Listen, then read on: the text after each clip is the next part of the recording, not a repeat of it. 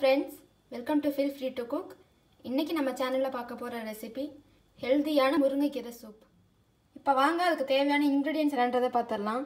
எண்ணெய் தேவையான அளவு, உப்பு தேவையான அளவு, மிளகுத்தூள் 1/2 டீஸ்பூன், மஞ்சள் தூள் 1/4 டீஸ்பூன், தண்ணி தேவையான அளவு, பெரிய வெங்காயம் பாதி எடுத்து சின்னதா கட் பண்ணி வச்சிருக்கேன்.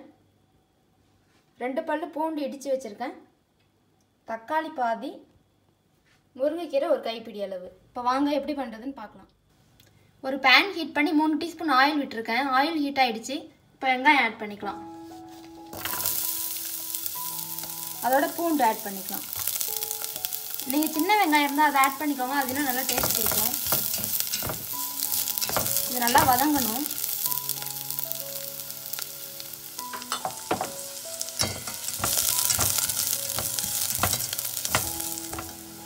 வெங்காயம் ஓரளவுக்கு வதங்கிருச்சு. இப்போ தக்காளி ஆட் பண்ணிக்கலாம்.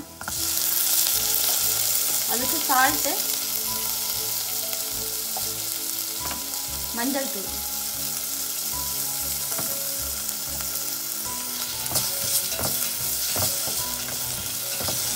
தக்காளி நல்லா வதங்கணும்.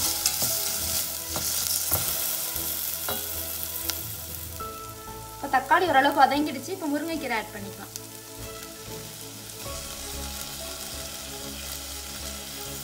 இப்போ 2 நிமிஷம் நல்லா வதங்கணும்.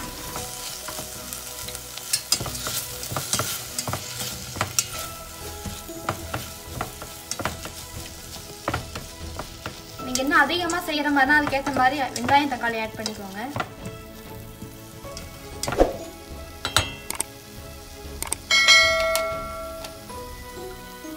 இப்போ கீரை நல்லா வதங்கிடுச்சு. இப்போ நம்ம தண்ணி ஆட் பண்ணிக்கலாம். நான் 1 கப்பு தண்ணி ஆட் பண்ணியிருக்கேன். இப்போ தண்ணி நல்லா கொதிக்கணும். 5 நிமிஷம் நல்லா கொதிக்கட்டும். அதுக்கப்புறமா நம்ம மிளகுத்தூள் ஆட் பண்ணிக்கலாம்.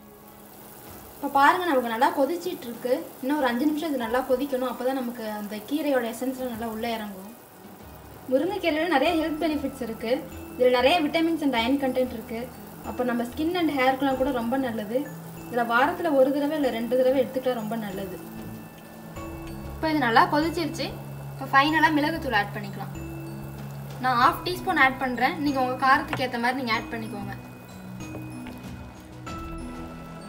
இப்போ உப்பு காரம் கரெக்டாக இருக்கான்னு செக் பண்ணிக்கோங்க.